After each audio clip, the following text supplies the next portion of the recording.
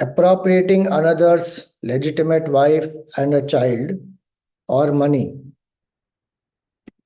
meaning taking away somebody's wife, child, money, will land up that person in Tamisra. Tamisra literally means darkness. And what is the suffering? The name of the hell is Tamisra. And what is the suffering there? So one is chastised, beaten, starved of food and water, and one faints.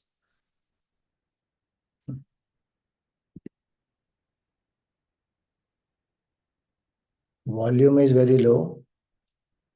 Can't hear clearly.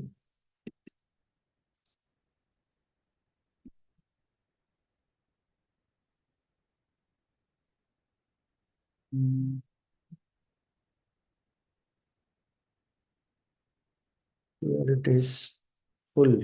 Can't. This is the maximum volume here now. So Tamisra is taking away somebody's wife, child, or money by what you call as cheating. Then, if one cheats another person and enjoys his wife and children slyly, then one lands up in Andha Tamisra. So he is thrown down, full of pain, he loses consciousness and sight, becomes blind, and his condition is like a tree which is cut at the root. See, these are, as I said, each place one gets an appropriate body, and then in that one goes through sorrow and suffering. And the purpose of understanding this, we have to be clear. Don't say, Acha, what is the difference between Tamisra and Andha Tamisra? In Tamisra also there is appropriating another's wife, child and money. And Andha Tamisra also there is appropriating another's money, another's wife and children. What is the difference there? So the point is very simple here. Here it is slyly cheating another person and enjoying his wife and children. Person goes through hell. Other one is appropriating another's legitimate wife, children or money. There may be some cheating there may be some fraud there, obviously. In one, there may be consent of the opposite, this thing. Maybe that wife also has cheated. Who knows? The difference is not given very clearly here. Both of the places, it is similar thing which is said. So only one place, that's by fraud. So first one, it is said here that he who takes away by force or fraud. So force, so that's why I said consent in one and force in one. That may be the difference. So by force or fraud, another's wealth, child or wife is bound with the cords of death.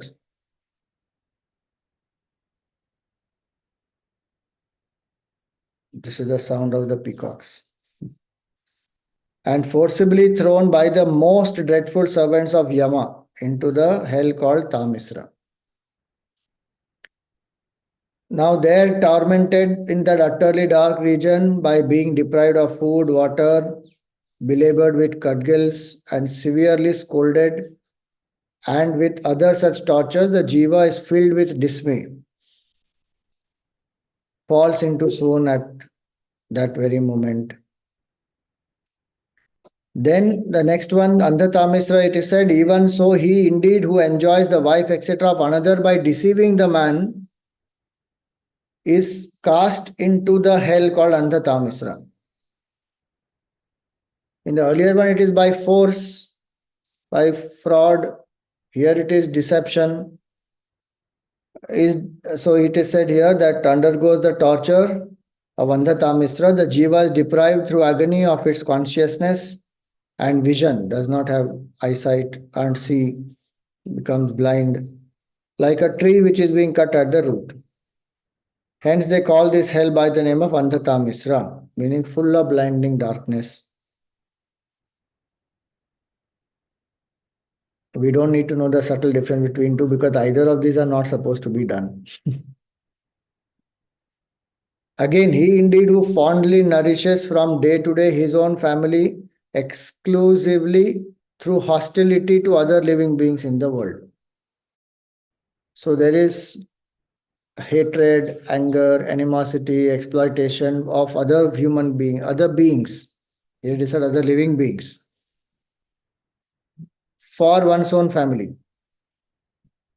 And regarding the body alone as a self and the objects of the world, means wife, children, house, etc., as his own, leaves them here and himself alone falls into Raurava Naraka because of this sin, resulting from such hostility, where one has picked up some fight, deprived somebody of something, taken away some things from them, all for one's own family comfort. So oneself and one's family comfort. That hostility one has, then one goes to Raurav Naraka. Then further, the very creatures that were killed by him here are born as Rurus in the other world, in that Raurav Naraka, in that hellish region, and kill the same fellow. When he goes through the tortures inflicted by Yama in the same way as they were killed by him.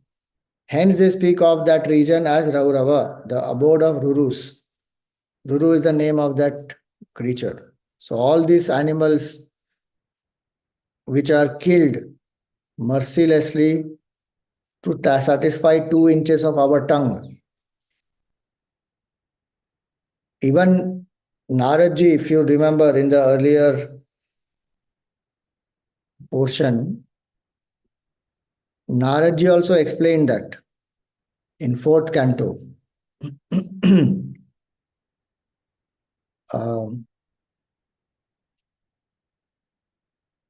To that king who was very attached to rituals, the father of the Prachetas. And he had filled the whole earth with kusha grass, and he used to do a lot of rites, rituals. In that, he used to do a lot of animal sacrifice. And there, Naradji tells him that all these animals are waiting for you there. The purpose is again to invoke kindness and compassion and to ensure that this hatya doesn't happen. Just imagine no taste before the tongue, no taste below the tongue, only the 2.5 inches of this tongue, and how much violence and how many animals are being slaughtered day by day, and all in the name of I am free, I can do what I like, there's nothing called right and wrong. Where there is no choice available, still understandable. There is choice available, alternatives are available, and yet people are doing without blinking an eye and relishing it, enjoying it, and giving all kinds of pervert arguments saying that when we were hunter gatherers, we used to eat raw food, raw meat only. So who says our teeth are not made for carnivorous food? We don't have that type of teeth even at that time. That time we did not know properly, so we ate. Now there is so much more development. Then why don't you live like a caveman only? Why do you live in a proper house with proper dress and all that and car and so many facilities? Live like a caveman. All kinds of arguments people give just to justify their attachment to that taste. So here Shastra very clearly says, if you kill those animals will settle their karma with you. How they will do that, you leave it to Ishvara. Ishvara will ensure that this jiva who has killed so many animals, those animals will settle their karmas with this jiva. Here one example only is given that in Raurav Naraka, they all are waiting and they will kill. Now if you say, how did the person is dead and gone there, so how is that person killed?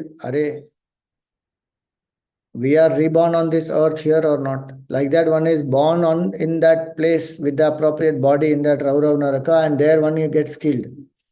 One will feel that pain of what one has done. No, Swamiji, I didn't kill directly, I only ate. Even then, one will get that result. So here he says that there is Raurav Naraka. Similar to that is Maharaurav Naraka. So there is quite similar the hell called Maharaurava, where the Kravyadas, they are flesh eaters because they are carnivorous by nature. They are there and they kill for the sake of the flesh. The man who solely nourishes his own body, hating others and killing the other living beings who eats. Now this Kravyadas, they eat this person. Then Kumbhipaka is the region the servants of Yama fry in boiling oil. Pakoda one will become Kumbhipaka. That merciless fellow censured even by the Rakshasas. Rakshasas feed on human flesh. Such Rakshasas also are censuring such a person. Who is he? Who is so cruel as to cook beasts and birds alive? It happens. You know, some places you go and see in China and some other places, even Hong Kong and all these places, in front of you, that monkey, the monkey is there, na? They fix that monkey between some machine and they crack open the skull of the monkey. They kill the monkey. They cut. Then they take out that brain and they cook it and then serve. Some places live they take and put in the oil and fry those grasshoppers and so many things like that and then they eat. Very weird things. What human being does. So you see here, he says that who is actually so cruel as to cook beasts and birds alive. Further, he who is hostile to his own father, a Brahmana or the Vedas, is thrown into hell called Kala Sutra, consisting of a burning level sheet of copper, having a circumference of 10,000 yojanas, and being excessively heated above and below by the sun and the fire, respectively. And his mind and body being tormented with hunger and thirst, he continues there for as many thousand years as there are hair on the body of a beast. Sometimes sitting, sometimes lying down, rolling about restlessly and springing on his feet and running in every direction. This is where it is. Is thrown in this burning level sheet of copper.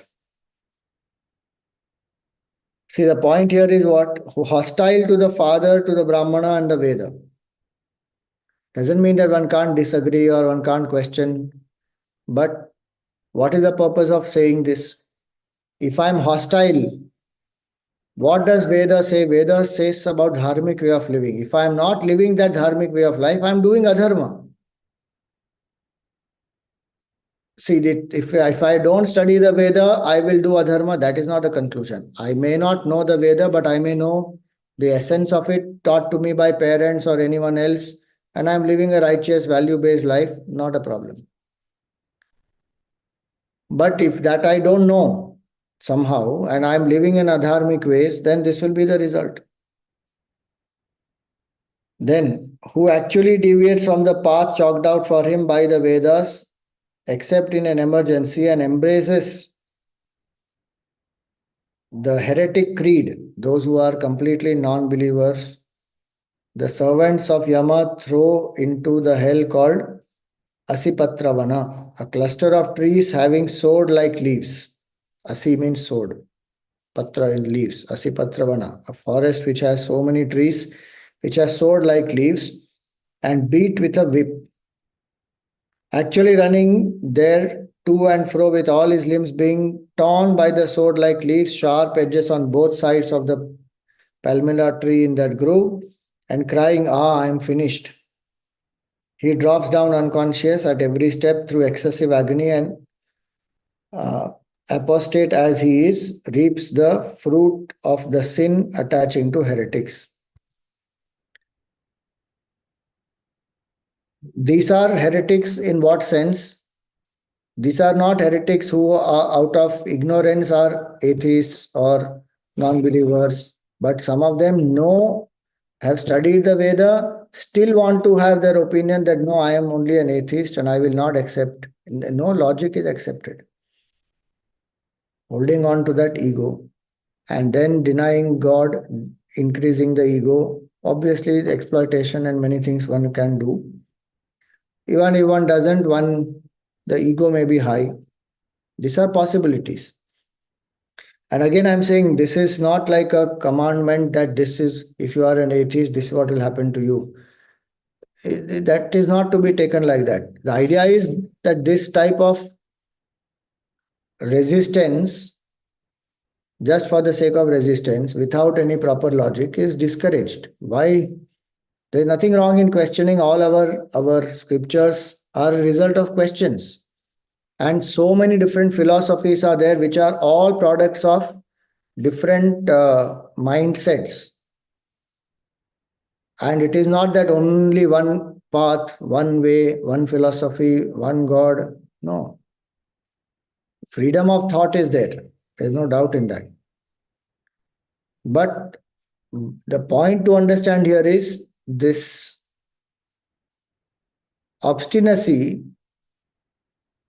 out of ego, that I know what is said, I understand what Veda says, I can intellectually, I am actually even clearer and convinced, but I hold on to my ego. I am a non-believer. I will not accept at all. And I will do things exactly opposite of what is said in the Veda. I will not worship God. I won't go to a temple. I will not do these rituals. I will not follow any of this, and I will create trouble for those who are following. That is the heretic cult. Then the suffering will be like this. Some of the greatest saints have been atheists before, and then they transformed because they understood, they were convinced of what the Vedic knowledge is, and then they accepted, they transformed themselves. Here is somebody who doesn't want to. Those are referred to here. Then again, a king or a king's officer who inflicts punishment on one undeserving of punishment. So that's why the job of a king is very difficult. Nyaya and dharma has to be done. So it may be the king or an officer of the king, having some responsible position, who is a minister, etc.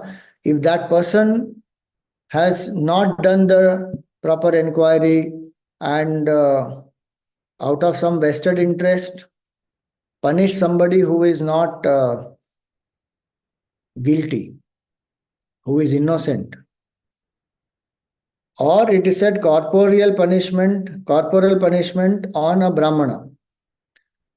Such an atrocious soul falls hereafter into the hell known as Sukaramukha, with his limbs being crushed by the most powerful hands, even as the piece of sugar cane is crushed in in that machine which brings out the juice, how the sugar cane is put between the two rollers and it is crushed. Like that, one will be crushed and is filled with great consternation, shrieking in a piteous tone, and now fainting, even like the men who were detained by him here, though not found guilty.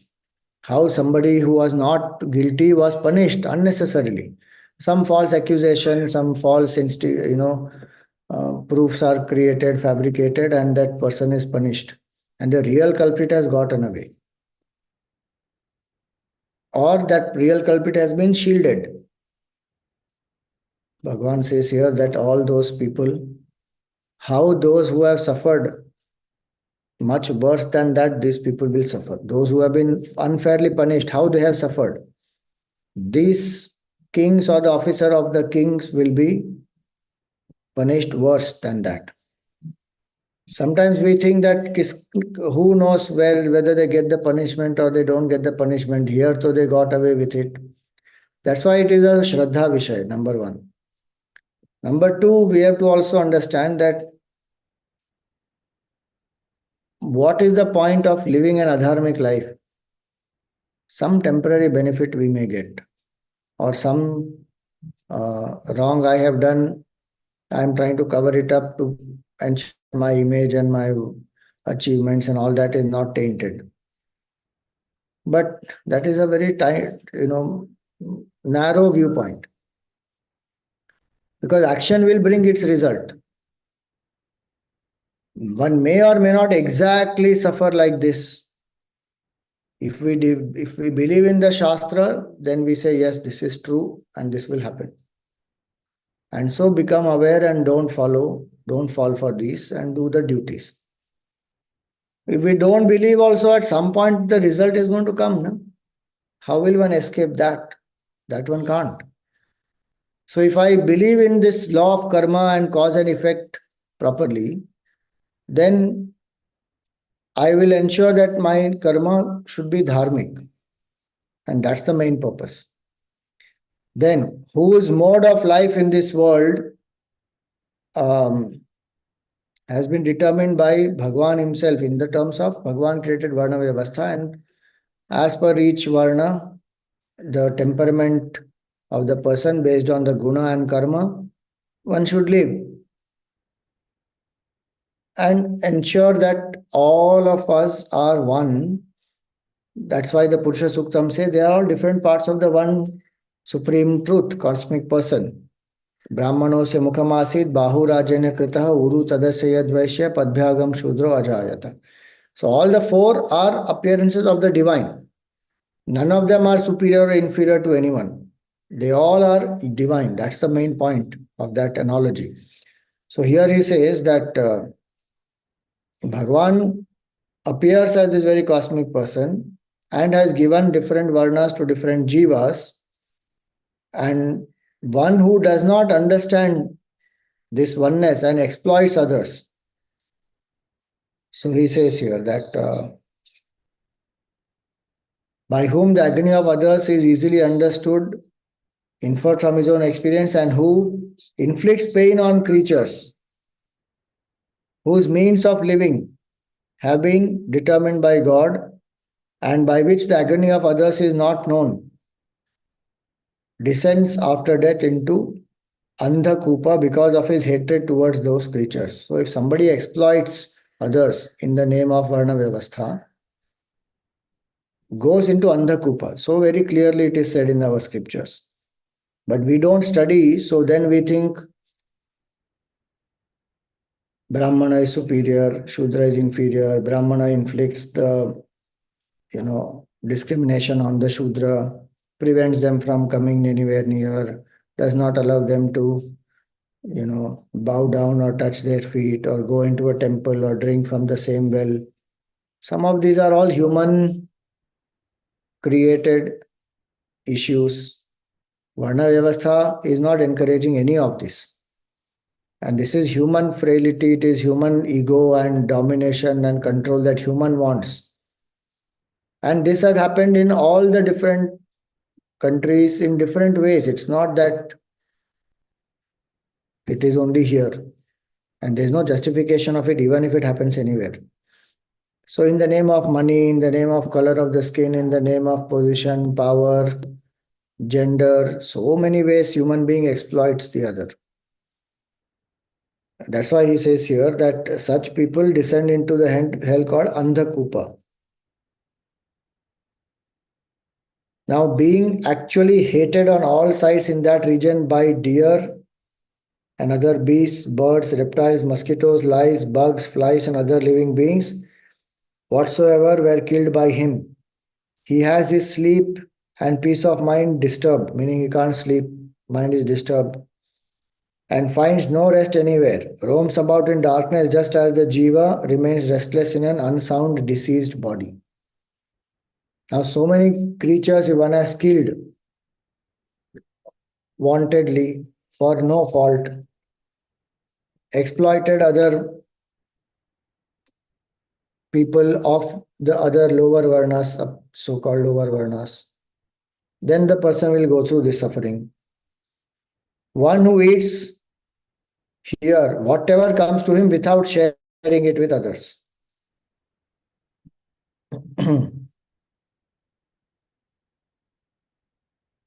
Meaning, it is our duty to first share the food. With whom? So with some atithi waiting at the door, or with the servants of his household, the young children, the age of the family, married sisters and daughters, and so on. A householder especially must share the food before eating. That's why we find some of them They have a practice of taking out food and keeping it for 3, 4 morsels, they will keep out. For dog, for the crow, for the cow, for the pitrus, like that, they will keep and then they will eat. Here it says even other members, servants and family and daughters and mothers and sisters and all of them. Meaning give before you take. So here he says, he who eats here, whatever comes to him without sharing and without performing the 5 kinds of yajnas, meaning the Panchamaha yajnas. Rishi yajna, Deva yajna, Manusha yajna, Bhuta yajna, and Pitru yajna.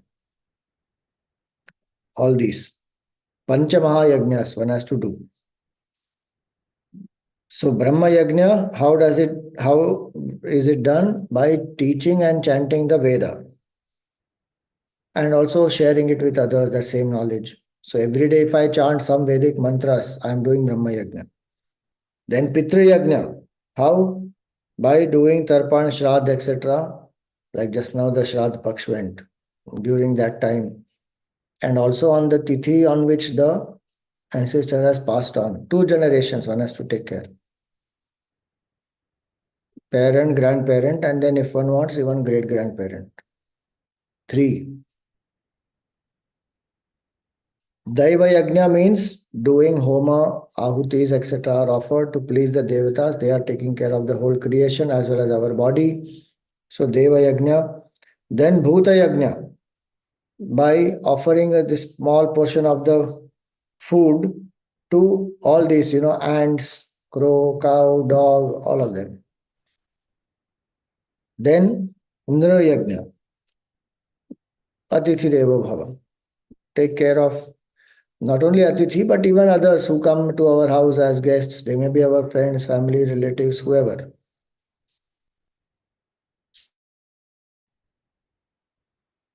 Eat without doing the Panchamahayajna, without is like a crow and falls hereafter into the worst of hells called Krimi Bhojana. Falls into Krimi Bhojana. Born as a worm in a pool full of worms, 100,000 yojanas in extent. The fellow who thus ate food, a part of which had neither been given to others nor offered as oblation to fires, lives there on worms, himself preyed upon by those very other worms, and subjects himself to torture for as many years as there are yojanas constituting the extent of that pool, unless the sin was already expiated during his very lifetime. See, some of these, if you read, one gets very scared. Ki, Arey Bapre, I have eaten so many days without doing any Panchamaha Yajna. Then what will happen to me? One is ignorance, I don't know. One is I know and I still don't do it. And like he said here, if one has expiated all those sins by doing sadhana, starting now, then one is freed from it. Again, I'm saying this is not to create fear and this is not to create disgust in our mind. The purpose here is, oh, I have not been doing this. This is my duty. Let me do it. Not only out of fear, it is also out of the deeper understanding of oneness of life and how our rishis brought all this together in a simple way that every day I remember these 5. No? I remember Bhagavan, I remember the Devatas, I remember the rishis, I remember the Pitrus, I remember the beings around me, as well as I remember other human beings. So I don't live a selfish life. I live a life where others are put before me. That's the training in spiritual sadhana. That is spiritual life. And if we learn to live like that, how much more harmony will be there in the society, how much more peace and happiness. Because ego is put aside and one thinks of the other first. Today we are doing exactly opposite. We are thinking of ourselves more and more and more. And that is why we are destroying families, destroying the environment, destroying the culture, so many things we are doing. Why? Because selfishness is the root cause. Terrorism is there, corruption is there, bribery is there, adultery is there, so many things of these which are happening. Why? Because selfishness is the root cause. These are things to make me selfless. So the essence of it, we have to take that if I live in a selfish way, I am going to suffer. It is, and why it is like a worm. See, the worm is a very, we feel pity. We feel, array, what is this? Such a irritating thing, and I'll be born like a worm. Meaning that worm, many times it just feeds. There's nothing else more than that it can do. It will keep feeding and create more worms. Some of them will feed on leaves and all that. Some of them will feed on other creatures. But that's a very low level of existence. Intelligence, etc., not there. Naturally, whatever is happening is happening. So the idea here is that when one lives selfishly, then one is whatever may be one's big position in life, whatever one may have achieved, but if I, me, and mine is very strong, that already is like a worm-like existence only. Because one is not using the buddhi, one is not evolving, one is not putting that effort to be selfless. Because only human being can do that. Choice we have. Then he says that again the servants of Yama tear hereafter in the hell called Samdamsha with red hot balloons of red hot balloons of iron or pairs of nippers the skin of the man who actually takes away here by theft or force gold or jewels belonging to a brahmana or otherwise than in an emergency warranting such a course to another. Unless there's an emergency, even there it is not justified, but the idea here is where there is no emergency, out of greed you went and stole. Brahmana is only a symbol here. It does not mean that one can steal from anybody else. Meaning from a sattvic person who is serving the society, who lives on selflessness, from that person you go and steal. Who doesn't even get fees. There is no fees of a Brahmana. Brahmana does things and lives on dakshina and dan of people. Brahmana is not earning, this is not a profession where one goes around doing rites and rituals only for money. That's the Varna Vyavastha description of a Brahmana who is living selflessly, who depends more on Bhagwan and who does the Shastra Seva, Ishwar Seva, and spreads this knowledge to the masses. Even from that person you go and steal, then is what he says here, that one will, their skin will be torn and all that. Tear hereafter with red hot balls of iron. Then thrashing with a whip hereafter. This hell is called Tapta Surmi. The man who actually copulates with a woman unworthy of being so used, and the woman who unites sexually with a man unworthy of being so approached. The servants of Yama force the man to embrace a red hot iron image of a woman, and the woman a similar image of a male. So here it is what? Unworthy of being so used. One of the things here is prostitution, where one is doing this out of only for pleasure and one has no control, no boundaries. One is living using the body as a means of pleasure. And we see so many challenges come because of that also.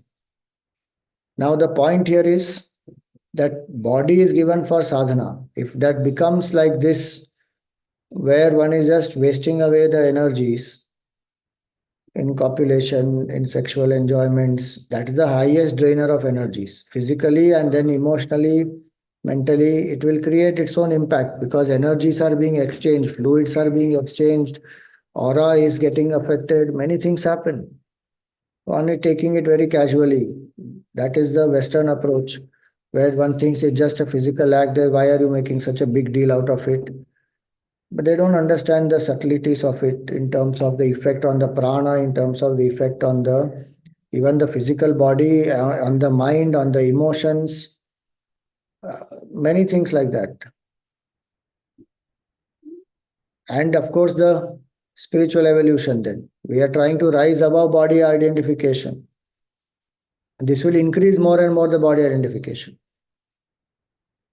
So, dharmically, if one has committed in a relationship, in a vivaha samskar, the purpose, one of the purpose of vivaha is to sublimate lust and ensure that human being confines oneself to one partner. Otherwise, this will happen, multiple partners. And now to what all happens in this name? It's not only prostitution, live-in can happen. Sometimes people use and depart and they have one night stands, whatnot. That type of mindset is discouraged. One may think it is regressive and we are talking primitive stuff and those time contraceptives were not available. Today they are available. So why are you not using and just enjoy? The point is not whether those are available and, pregnancies can be prevented and all that. The point is, what do I look at myself as?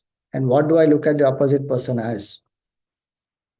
Am I looking at myself only as my goal of life is pleasure and I'm looking at opposite person only as an object of pleasure? Even psychologists, if you ask them, they will tell you, sex is in the mind. It's not in the body. The body is one physical act that is happening, but it is here in the mind. And what emotions are there behind it, what kind of feeling one has, all that is important, not just some physical lust. So if one engages in these things, control will not happen. Energies will get wasted. Those energies which should turn upwards, which will help in every aspect, not only spiritual growth, in working, in achievement, in service, in relationships, everywhere. This Virya Shakti is important. And that is not understood yet properly. One only thinks it's a physical energy and that easily can be rejuvenated through food and rest and whatever exercise, and I'll regain my vitality. And the stronger I am, the more capable I am, and I can last longer and whatever one goes on with that. That's very primitive way of thinking in terms of very base. Only at body level one is thinking. We are only one small part of our personality is the body.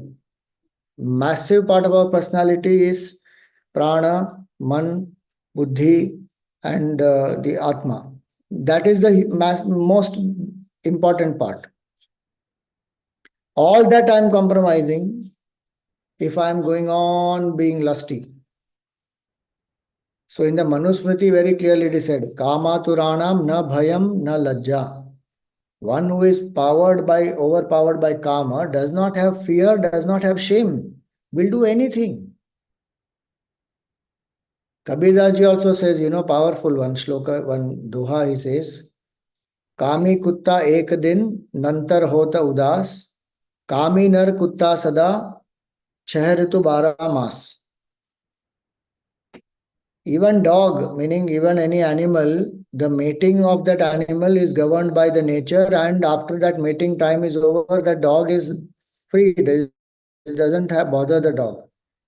But human being is like a dog full time, who is not using his vivek. Chah ritu bara mas, 6 seasons, 12 months is indulgent. So here, that's where he says that what is the punishment there? You want the feel of the opposite gender? Okay, now embrace hot iron murti. You see, hot iron image of a woman for a man and man for a woman. Who actually commits here sexual intercourse indiscriminately with all, including animals. Look at that. That's why it was lust has over infernal region called Vajra Kantaka Shalmali, sorry. Vajra Kantaka Shalmali. Hereafter, they place on a silk cotton tree bristling with adamantine thorns and drag him down along the thorns so as to tear his body.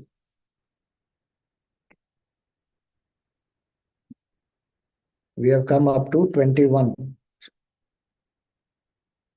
The para, no? The prose lines till 21. So today I will stop here. Some more is there. We will take up in our next class. Any questions for today?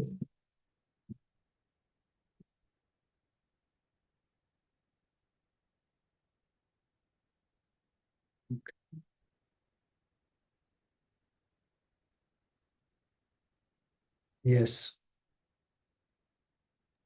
Swamiji, here it said about mosquitoes and flies. The one I know you said it's all like meaning it's the bow behind it, but like if mosquitoes and all of that, I put on that disinfectant and put on that tomato, I swap it and cockroaches I want to kill because I'm scared of them. They're not doing anything to me. That's not good. But I can't help it. See, understandable. That's why the Prayaschitta is done. That's why this Panchamaha are done, Namajapa, etc. is done to compensate for that, because they also have a right to live and I am consciously killing them. Unconsciously, what happens by my very existence, so many beings are killed. For them itself, the Panchamaha is done to recompensate. But here, when we are doing this consciously, so one does, when it's unavoidable, then one says a prayer for them. One does it only if it's unavoidable. If there is a possibility of, like suppose one is in a car, one can put down the windows and send the mosquito out. Send, don't kill. The idea is only that sensitivity towards other life forms is important. That's the main principle. And once we understand that, then we apply. It is nothing to be, it is not that for as many mosquitoes one has killed, now the mosquito is waiting to kill you there. The idea is be sensitive, compassionate to the creatures wherever possible. Let them go, free them or let them out. When not possible, then one has to kill. Then do the sadhanas, pray for them, do the nam japa, etc. And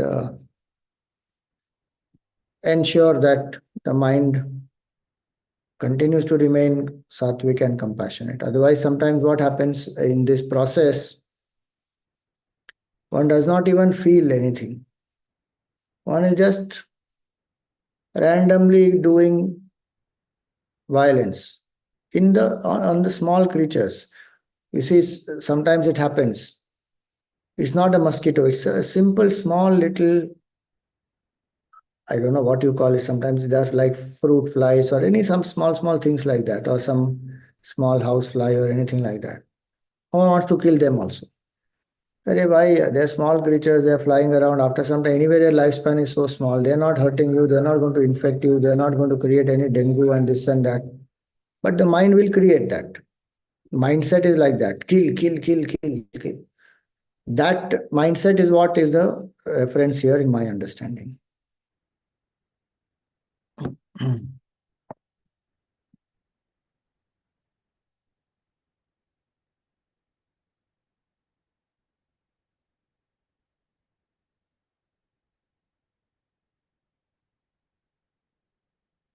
Mangala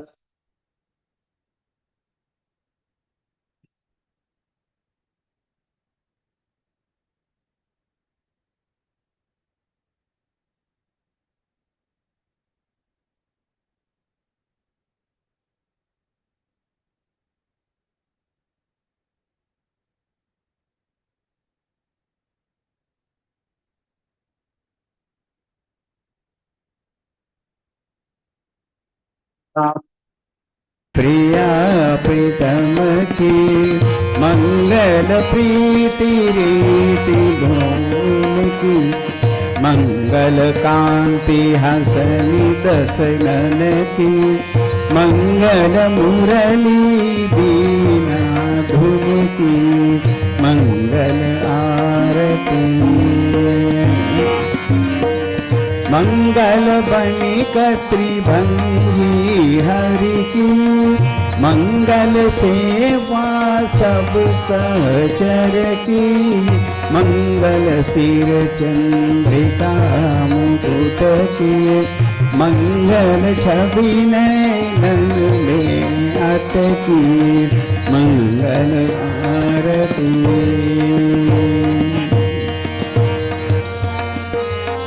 पभी अंग अंग की मंगल गौर श्याम रंग की मंगल अति कटी Pierre पट की मंगल चितमणि नागर नट की मंगल आरती। मंगल शोभा कमल नयन की मंगल माधुरी मृदुल पैन की मंगल वृंदावन मद अटकी मंगल क्रीडन जमुना तट की मंगल आरती।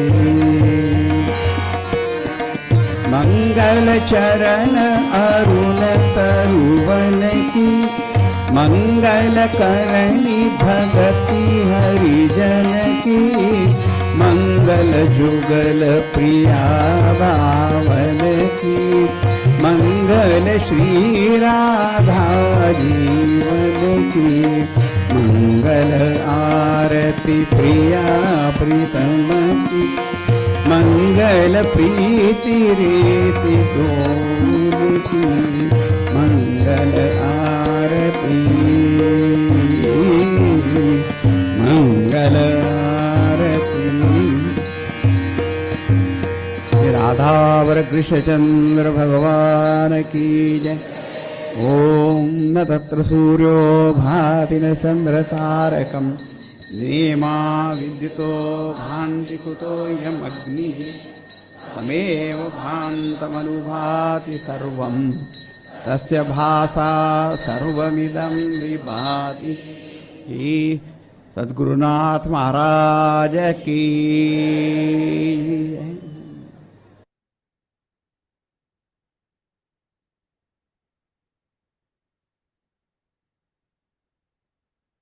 ॐ पूर्णमदः पूर्णमिदं पूर्णात् पूर्णमुदच्यते पूर्णस्य पूर्णमादाय पूर्णमेवावशिष्यते। ॐ शान्ति शान्ति शान्ति। हरिः ॐ श्री गुरुभ्यो नमः। हरिः ॐ।